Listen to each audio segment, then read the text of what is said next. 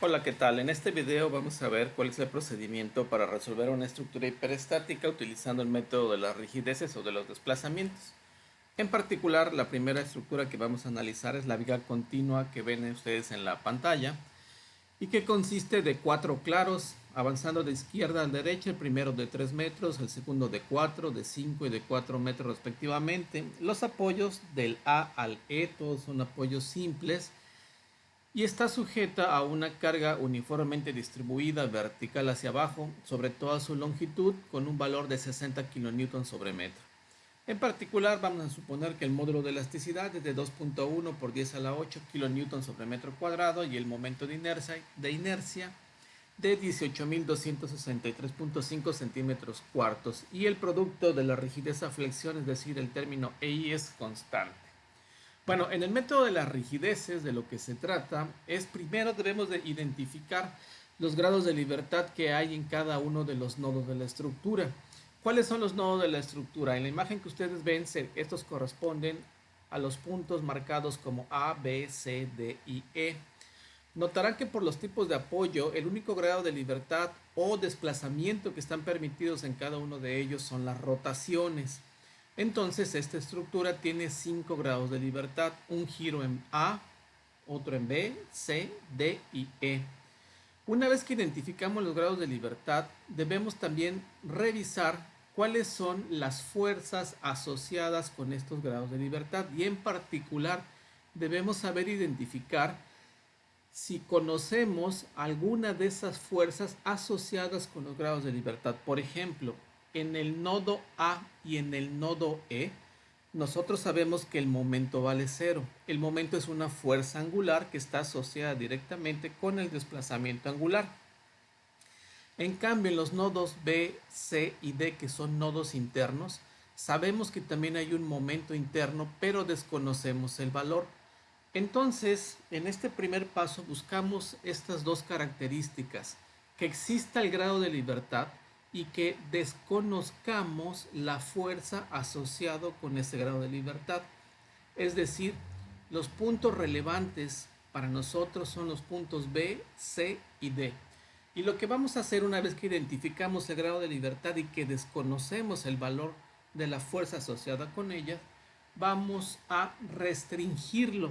¿Cómo lo vamos a restringir? Si nada más está permitido el giro en B, en C y en D, entonces vamos a volverlo un empotramiento y vamos a construir una nueva estructura. Aquí en esta estoy marcando los grados de libertad con color rojo, los que voy a restringir, porque recuerden, tengo el grado de libertad desconocido, ¿sí? El giro, y desconozco el valor del momento que provoca ese giro. En cambio, en los extremos que están marcados con azul, existe giro, pero conozco el valor del momento, valen cero por la condición de apoyo. Entonces, construyo mi estructura, una nueva estructura, fijando los nodos B, C y D, o restringiendo el grado de libertad angular o empotrándola. Esta nueva estructura es diferente a la original, y la diferencia radica en que cumple con la condición de continuidad geométrica. Es decir, yo ya sé cuánto valen los desplazamientos angulares en los nodos B, C y D, valen cero porque los acabo de restringir, pero ya no cumple con las condiciones de equilibrio, puesto que al restringir los giros en los nodos B, C y D, se rompió el equilibrio. Ahorita vamos a ver precisamente eso.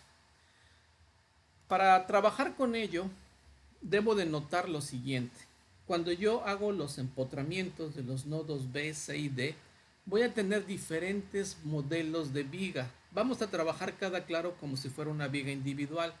Por ejemplo, los claros A, B y D, E son modelos de vigas simples del tipo articulado empotrado, y los dos claros centrales BC y CD son tipos de modelos de viga doblemente empotrada, todos con carga distribuida.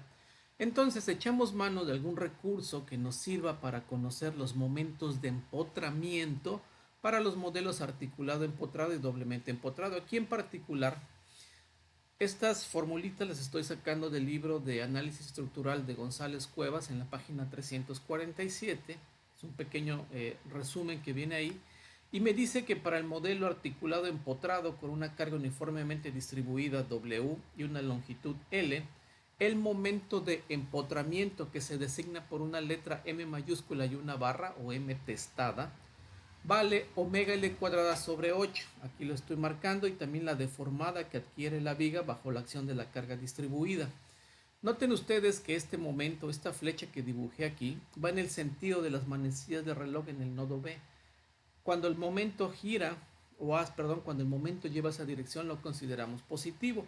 En el extremo A, por ser un apoyo simple, no hay momento. En cambio, en la viga doblemente empotrada, aquí está, también tiene una carga distribuida, uniforme W, una longitud L, con línea roja está dibujada también la deformada que adquiere.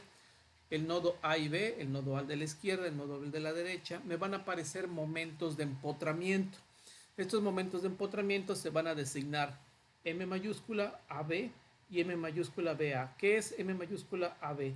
Se interpreta como el momento de empotramiento de A hacia B y el otro el de B hacia A, y cada uno de ellos vale omega L cuadrada sobre 12 o WL cuadrada sobre 12. Vean los signos que puse. En el extremo izquierdo, en el nodo A, el momento lleva una dirección contraria a las manecillas del reloj, entonces lo vamos a considerar negativo. Y en el extremo derecho, es decir, en el nodo B, el momento va en la dirección de las manecillas del reloj, por lo tanto lleva un momento positivo. Entonces, utilizando estos dos modelos, nosotros podemos calcular los momentos de empotramiento. Por ejemplo, vean, el momento de empotramiento de B hacia A, estoy utilizando la viga articulada empotrado. Yo ya sé que vale WL cuadrada sobre 8, que en este caso es de 67.5, y además es positivo porque va en la dirección de las manecillas del reloj.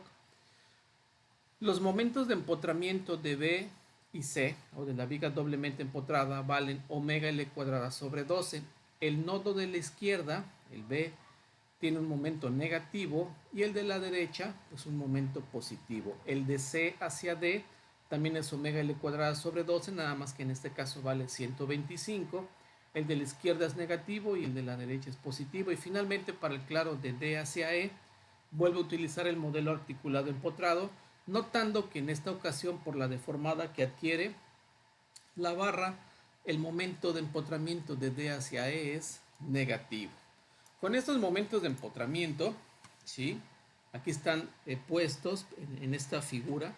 En los nodos B, C y D que están empotrados aparecen los momentos en los extremos.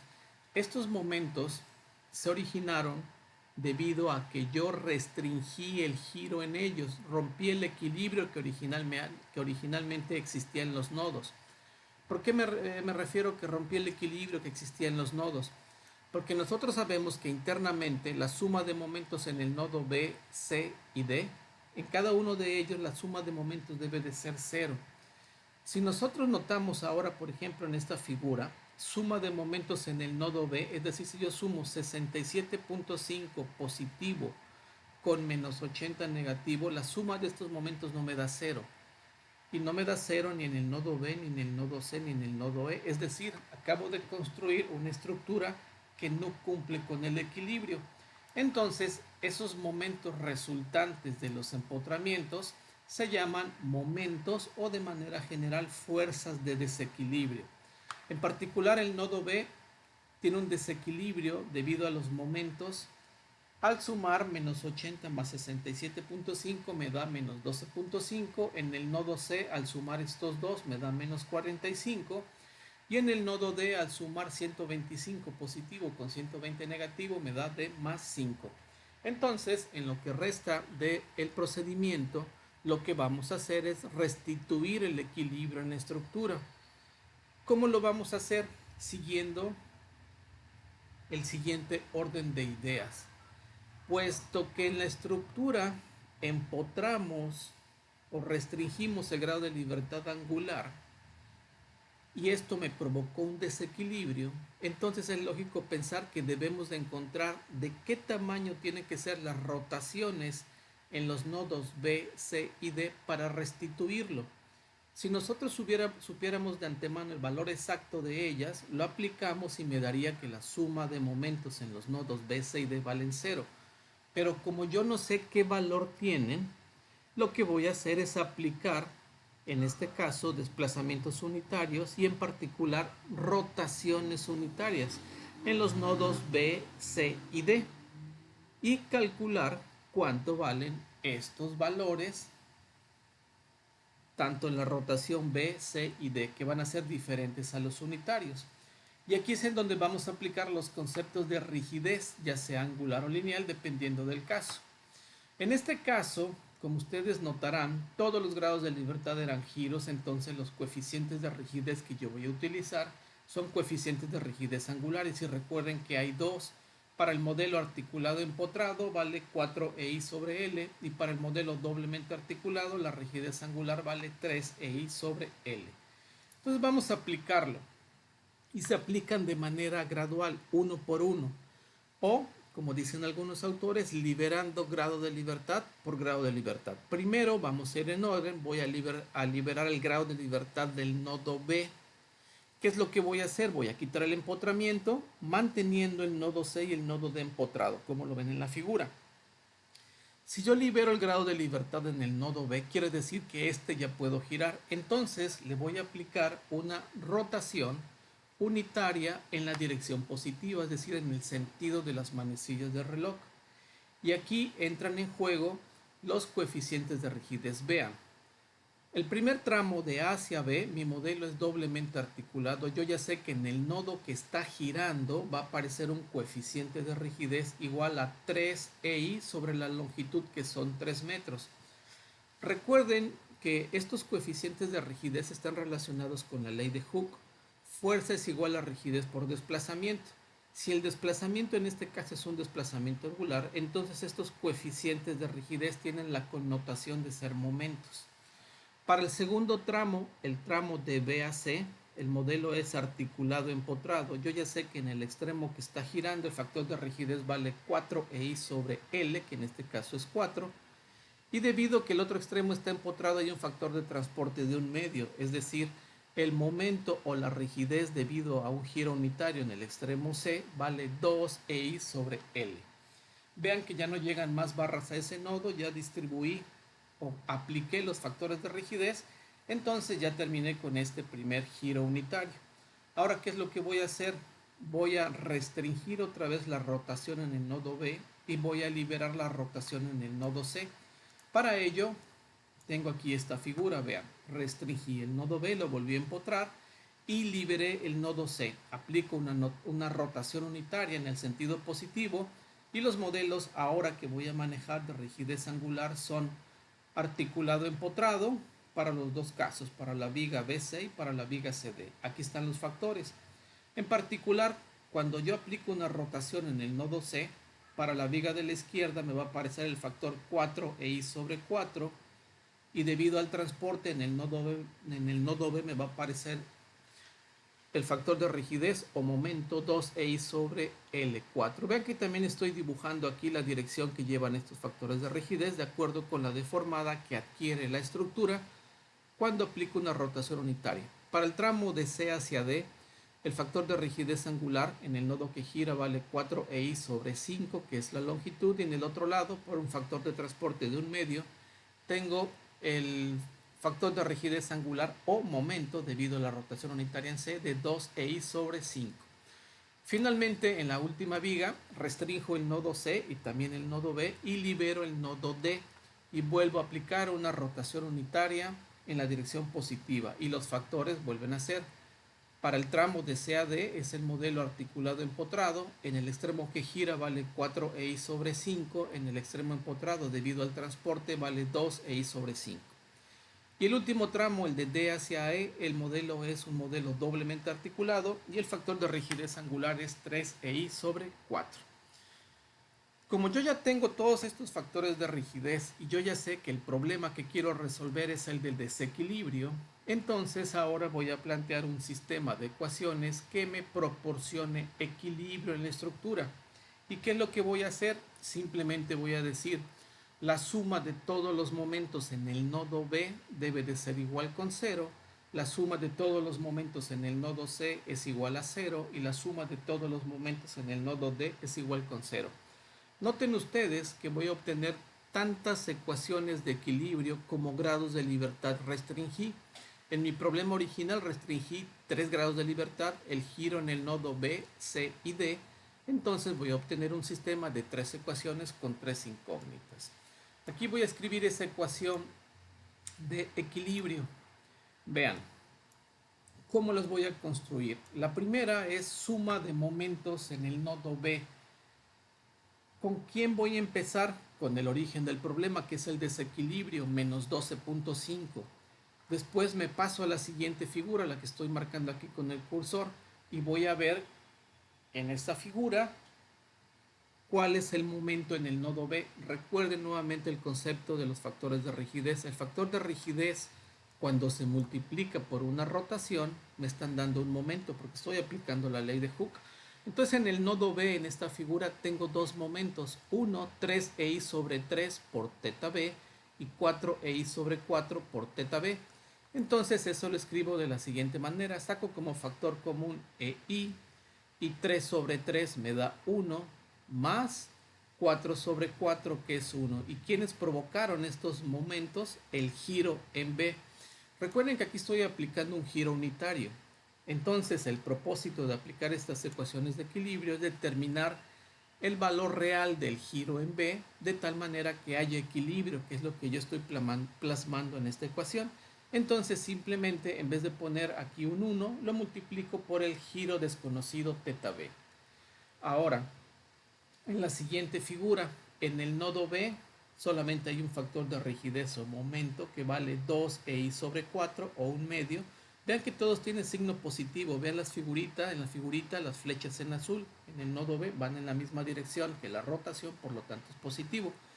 En este caso, volviendo a esta figura, vale un medio de EI por ¿quién provocó este momento? El giro en C. Y en la última figura, en el nodo B, al no deformarse, no hay rigidez angular, por lo tanto no hay momento o fuerza angular. Entonces ya tengo mi primera ecuación de equilibrio. La segunda ecuación de equilibrio la escribo de manera similar. Ahora es suma de momentos en el nodo C. ¿Cuáles son los momentos? El de desequilibrio de menos 45. En esta figura, el momento en el nodo C vale 2EI sobre 4 por teta B. Aquí está. 2EI sobre 4 es un medio por teta B. En la siguiente figura, en el nodo C, el momento es la suma de dos factores de rigidez. 4 sobre 4 por EI o un entero, y 4 quintos de EI. Multiplicados por quién. Recuerden, para convertir los factores de rigidez en momentos, tengo que multiplicarlo por una rotación, en este caso por teta C. Aquí está. Y en la última figura, en el nodo C, yo tengo que multiplicar 2EI quintos por teta D. Y esto es igual a 0, es decir, estoy condicionando mi ecuación a que haya equilibrio interno. Y la última ecuación de equilibrio es en el nodo D, suma de momentos en D. Empiezo con el de desequilibrio. En la primera figura no hay factor de rigidez angular cuando gira B, puesto que el nodo D no pertenece a esta barra, por lo tanto no hay rigidez. En la segunda sí, sería 2EI sobre 5, aquí está, por teta C. Y la última sería la suma de los factores de rigidez angular, 4EI sobre 5 más 3EI sobre 4 por teta D. Ya tengo mis ecuaciones de equilibrio. Estas ecuaciones de equilibrio se pueden escribir también aprovechando de manera matricial. Saco como factor común el EI y construyo mi matriz. Esta es la matriz de rigideces para el sistema, en este caso para la viga continua, y está multiplicado por el vector de incógnitas, que en este caso son la rotación en los nodos B, C y D. Y son igual al vector de fuerzas, que en este caso es el vector de fuerzas de desequilibrio. Noten que al pasar de un lado de la ecuación al otro les estoy cambiando el signo. Aquí vale la pena aprovechar lo siguiente. Noten que esta ecuación de forma matricial no es otra cosa más que la ley de Hooke nuevamente, es decir, fuerza es igual a rigidez por desplazamiento. La matriz de rigidez tiene ciertas propiedades que vale la pena mencionarlos, pero también aprovechamos el concepto para definir lo que es el factor de rigidez, que es cada una de las entradas que aparecen en esta matriz de 3×3. De manera similar a lo que eran los coeficientes de flexibilidades, que lo que medían eran desplazamientos a lo largo del grado de libertad y cuando aplicábamos cargas unitarias a lo largo del grado de libertad J, los coeficientes de rigidez es el inverso de los de flexibilidades, es decir, o más bien el recíproco más que inverso. El factor de rigidez se designa por la letra minúscula K con dos subíndices I y J y se interpretan de la siguiente manera. Los factores de rigidez K y J es la fuerza en la dirección del grado de libertad I cuando aplicamos un desplazamiento unitario en la dirección del grado de libertad J. Esta es la definición del coeficiente de rigidez. La matriz de rigidez que ven ustedes aquí de 3×3 tiene las siguientes particularidades. Siempre debe de ser cuadrada, es simétrica. Vean, si este es la diagonal principal, todos los elementos de la diagonal principal son simétricos, es decir, el K12 es igual al 2,1, el K23 es igual al 3,2 y así. Hay simetría. Además, todos los elementos de la diagonal principal deben de ser positivos y el determinante de la matriz es igual con 0. En particular, el hecho de que los coeficientes K y I, es decir, los elementos de la diagonal principal, siempre son positivos, tiene un significado físico y es el siguiente, que si yo le aplico una fuerza a un cuerpo, este siempre se va a desplazar en la misma dirección de la fuerza, ¿sí? Entonces, ese hecho precisamente nos da la condición de que todos los elementos en la diagonal principal siempre son positivos. Por ejemplo, el K11 quiere decir que la fuerza unitaria, que la fuerza a lo largo del grado de libertad I, cuando yo aplico un desplazamiento unitario a lo largo del grado de libertad I, siempre es positivo, o dicho de otra manera, la fuerza siempre va en la misma dirección que el desplazamiento. Muy bien, ahora sí regresamos al problema. Nosotros este sistema de ecuaciones lo podemos resolver a través de la inversa, utilizando álgebra lineal o resolviendo este sistema desde el punto de vista matricial.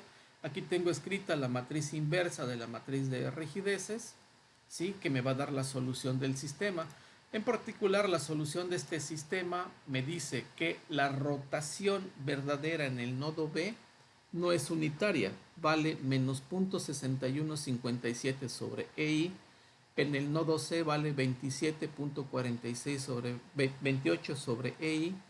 Y en el nodo D menos 10.3130 sobre EI. El signo negativo simple y sencillamente quiere decir que la rotación en los nodos B y D no va en la dirección que nosotros manejamos como positiva, en el sentido de las manecillas de reloj. La rotación de los nodos B y D es contraria a las manecillas de reloj. En cambio, la rotación en el nodo C sí es una rotación en el sentido de las manecillas del reloj.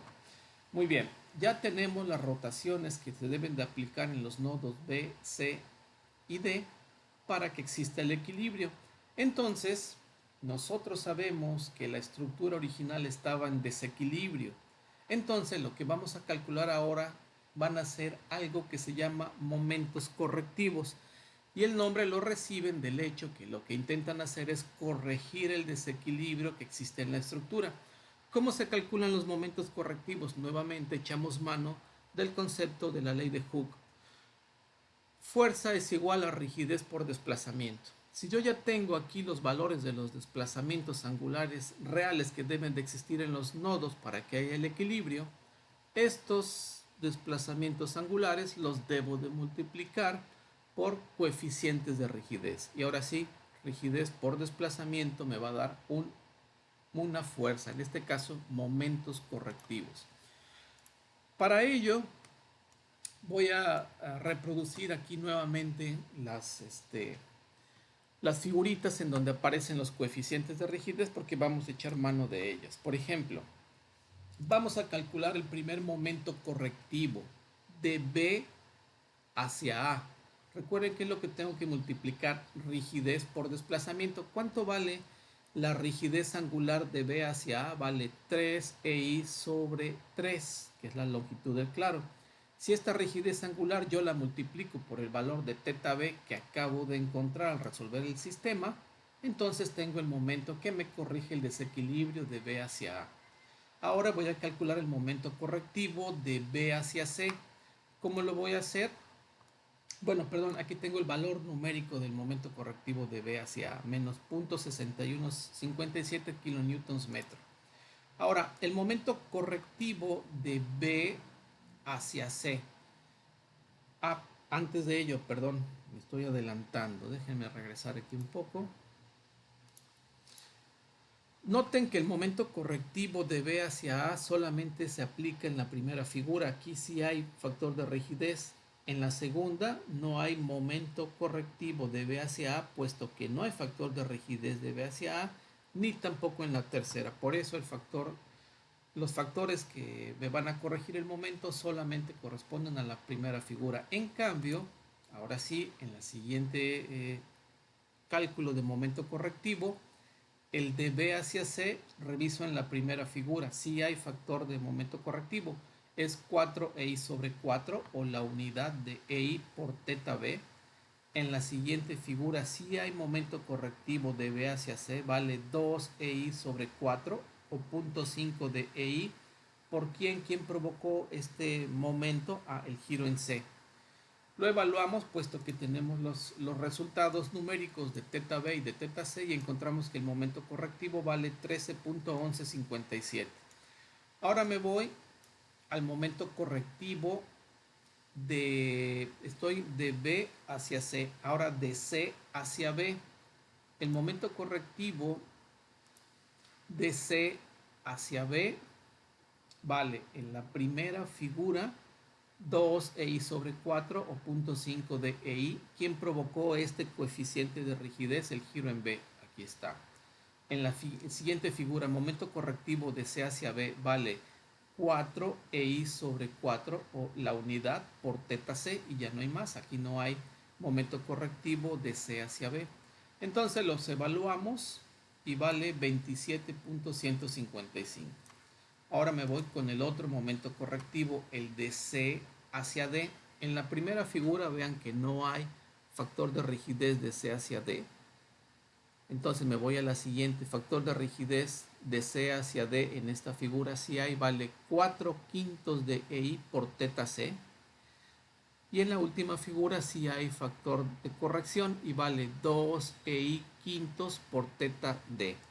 Sustituyo los valores numéricos de teta C y teta D que los encontré anteriormente y el momento correctivo de C hacia D vale 17.845. Me voy al siguiente nodo, momento correctivo de D hacia C. En la primera figura no hay, puesto que este nodo no pertenece a esta barra que se está deformando. En la siguiente figura sí hay factor de corrección y vale 2EI sobre 5 por teta C. Y en la última vale 4EI sobre 5 por teta D. Sustituyo los valores numéricos de teta C y de teta D y encuentro que el momento correctivo de D hacia C vale 2.7347. Después calculo otro momento correctivo adicional, que es el momento correctivo. Calculo el momento correctivo de D hacia E. En la primera figura no hay, en la segunda tampoco hay, solamente existe en la última figura y ese factor de corrección vale 3EI sobre 4 por teta D. Entonces lo sustituyo, el valor de teta D, y me da que el momento correctivo vale menos 7.7348. Muy bien, yo ya sé cuáles son los valores por los cuales debo de corregir los momentos en los extremos de las vigas. Entonces voy a calcular algo que se llaman momentos finales. Noten que los momentos correctivos se escribieron todos con la letra minúscula. Entonces los momentos finales se calculan con una letra M mayúscula y va a ser la suma de dos valores. Los momentos de empotramiento que dieron origen al desequilibrio más los momentos que los corrigen o momentos correctivos. Entonces Vamos a echar mano de la siguiente figurita. Aquí estoy reproduciendo nuevamente los momentos de empotramiento, ¿sí? Y vamos a calcular entonces ahora los momentos finales. Y empezamos con el momento final de B hacia A. Va a ser el momento de empotramiento que vale 67.5 y le voy a sumar algebraicamente el valor del momento correctivo de B hacia A, en este caso menos 0.6157, y encontramos que el momento final de B hacia A es de 66.8843 kN positivo. Ahora voy a calcular el momento final de B hacia C. El de empotramiento son menos 80 y el correctivo de B hacia C 13.1157 positivo. Lo sumo y me da menos 66.8843. Y aquí noten lo siguiente. Estos dos momentos, el de B hacia A y el de B hacia C, están en el mismo nodo, nada más que uno está de un lado y el otro del otro lado. Si yo hago suma de momentos en B, notarán que ahora ya está puesto el equilibrio. ¿Por qué? Porque si yo sumo 66.8843 con menos 66.8843, la suma de ellos dos me da 0, que es la condición que yo había puesto en las ecuaciones de equilibrio. Y aquí estoy comprobando que precisamente el nodo ya está equilibrado. Me voy al siguiente nodo. Primero, de C hacia B, momento de empotramiento son 80, el correctivo de C hacia B 27.155, entonces la suma es 107.155. De C hacia B, ahora del otro lado, de C hacia D, el de empotramiento menos 125 y el correctivo de C hacia D 17.8450. Cuando lo sumo me da menos 107.155 y noten que nuevamente en el nodo C la suma de momentos me vuelve a dar 0. Me voy al tercer nodo, que es el nodo D, y calculo el momento final de D hacia C sumando el de empotramiento 125 con el correctivo de D hacia C 2.7347, que me da un momento final de 127.7347 de D hacia C. Y del otro lado, de D hacia E, voy a tener que sumar menos 120, que es el de empotramiento, con el correctivo menos 7.7348. Lo sumo y notarán que nuevamente voy a obtener el equilibrio en el nodo D. Muy bien, con esto se termina el procedimiento de rigidez. Ya he restituido el equilibrio en los nodos. Yo ya sé cuánto deben de girar cada uno de los nodos para que el equilibrio se cumpla. Y además ya encontré cuánto valen los momentos internos en estos nodos. Sin embargo, todavía no he calculado las reacciones finales. Para ello vamos a hacer lo siguiente. Vamos a utilizar estática simple para poder calcular las reacciones. ¿Qué es lo que voy a hacer? Voy a dibujar la viga, el problema original con sus dimensiones, la carga externa que es de 60 kilonewtons, y vean que en cada uno de los nodos dibujé los momentos finales. Por ejemplo, el de B hacia A, el momento final es positivo y vale 66.8843. Positivo significa que está en la dirección de las manecillas del reloj. En cambio, el de B hacia C tiene el mismo valor, pero signo negativo. Entonces lo dibujo con una flecha en dirección contraria. Y lo mismo hago en los demás nodos. Entonces, una vez que yo ya tengo esta viga, yo ya puedo aplicar estática para calcular la cortante en cada uno de los tramos. Lo que voy a hacer es trabajar con tramos aislados. Primero el tramo de A hacia B, calculo las cortantes en los apoyos que me van a servir para finalmente calcular la reacción. Después me voy con el tramo BC y finalmente CD y DE de la manera siguiente. Primero dibujo el claro de A a B y en particular estoy poniendo la carga distribuida de 60 kilonewtons metro con color rojo y el momento en el extremo, que es el momento final de B hacia A, que va en la dirección de las manecillas de reloj y tiene un valor de 66.8843. Aquí estoy utilizando la superposición. Vean, estas reacciones en rojo corresponden a las reacciones en esta viga, como si fuera simplemente apoyada con carga uniformemente distribuida. Entonces las reacciones son simétricas.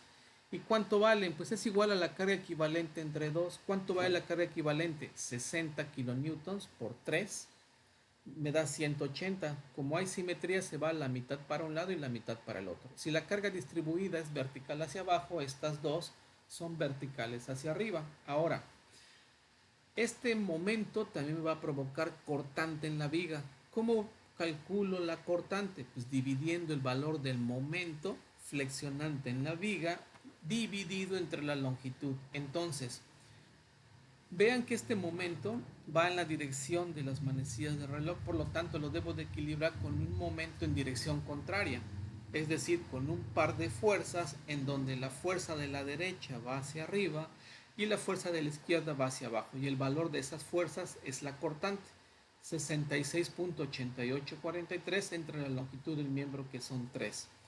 Entonces, eso me da como resultado 22.2948. ¿Sí? Finalmente hago la suma de ellos. 90 positivo, le voy a quitar 22.2948 porque va hacia abajo, y me va a dar que la reacción final en el nodo A es de 67.7052 kilonewtons verticales hacia arriba, y en el nodo B la cortante debido al tramo de A hacia B es de 112.2948 hacia arriba. Para calcular la reacción en B necesito calcular la cortante del tramo de B a C. Entonces aquí junto dibujo esa viga, nuevamente pongo la carga distribuida, la longitud. Yo ya sé que por acción de carga distribuida y por simetría la carga equivalente son 60 por 4, son 240, mitad para un lado, mitad para el otro, 120. Y después, ¿cómo calculo la cortante de los momentos? Pues simplemente lo sumo. Vean que los momentos en este caso llevan dirección contraria. Al más grande, que es 107.155, le quito el más pequeño, de 66.8843, y lo divido entre 4. El resultado es 10.0677. ¿Y en qué dirección? Vean, de estos dos momentos, el más grande es el de 107 y va en la dirección de las manecillas del reloj. Entonces, el par que lo equilibra debe de ser con una flecha en el extremo de la derecha hacia arriba y en el extremo de la izquierda hacia abajo, con el valor que ya les había dicho. Entonces, finalmente la sumo y obtengo la cortante en esta viga simple BC. Hago lo mismo para el tramo CD y DE. Ya no me voy a detener a explicar a detalle, pero aquí están los resultados parciales de cada una de ellas. ¿Sí? Analicé 4 claros porque la viga es de 4 claros de manera independiente, considerando las cortantes que van a servirme para calcular las reacciones. Finalmente, con estas cortantes yo puedo dibujar ya la solución final. Por ejemplo, vean, aquí tengo la viga con la carga uniformemente distribuida, los apoyos, las dimensiones, y en particular la reacción en A es igual a esta. La estoy reduciendo nada más a 2 decimales, es de 67.71. Y en el nodo B, este valor de 222.23 sale de sumar 112.2948 con 109.9323 y redondearlo a 2 decimales.